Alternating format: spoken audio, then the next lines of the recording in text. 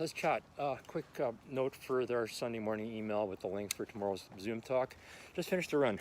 A lot of emails from you guys. I wish I get a lot more. There's like 40 people in this clinic. I should have 40 emails coming at me this week. So if you haven't sent one yet, send one. Let me know about you. Tell me all about you and how your week's going. First week of the clinic, right? So I just did my run. A lot of people are asking about before and after a run. Before, guys, don't stretch. There's so many studies now that say that's not the way to go. A lot of people stretch and get injured. If you ever watch like the Olympics, or there's another thing called, I think it's called the Golden League. The way those guys warm up for track, for training, for racing, whatever, they do a lot of bunching, jumping, right? That's fine. A lot of just do leg swings like this thing. We've always done this. Just balance, swing forward, right? Just swing forward and back. Work on that balance because that's important for runners. You have to have that balance, and just do back and forth. That just gets your heart rate up a little bit and just tells you, hey, it's time to run. You can do high knees and butt kicks. I'll talk about that at some other point, but for this what we do, 1 minute walk is probably good enough, and a little bit of that just because you want to, right? It feels good. Go for your run afterwards, then do the stretching, right? Make sure you stretch everything, upper body as well as lower body. Easy. I call this the penguin or the flamingo. Just grab one leg and bend, and just do that for like a count of 10.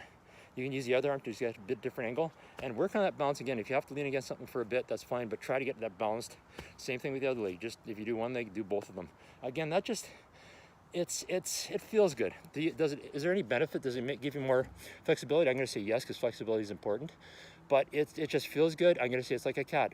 Cats will stretch. Do they have to stretch? No. The cats are only going to do what they have to do, right, or want to do, right? So they stretch.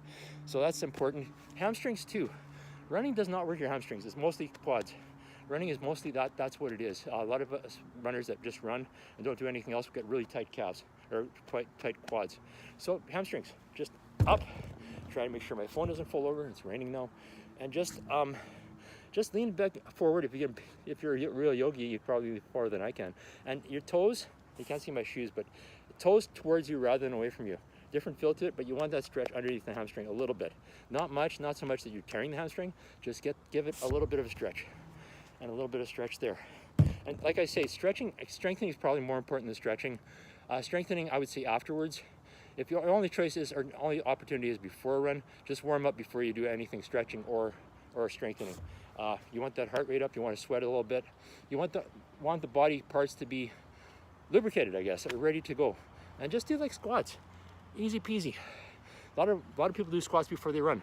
This is hurting my knees right now for some reason. That's probably because I'm like 64 years old. But yeah, that's fine. You can do that. Yeah, that's probably it. Lunges as well, but also do your upper body. Do the. I always put arms in front and just swing back and forth. Because don't forget your upper body. You need that. You need it to be strong and flexible. Just that, or what else can you do? Shoulder rolls, again, forward and backwards. Just get that loose and ready. Hamstrings, or calves, I can't really show you at this angle, so I'll try to do that on Monday maybe. But even just toe raises are good. If you can get a gym and do toe raises with weights, that's fine, but you don't really need a gym. You can do what you do here. You're not going to try to be Schwarzenegger. You want to just be flexible, and you want to be all-around fit. Anyhow, so I'll talk to you Monday night. Get outside and run. And yeah, trails if you can. I just ran on a beautiful trail here in St. Albert.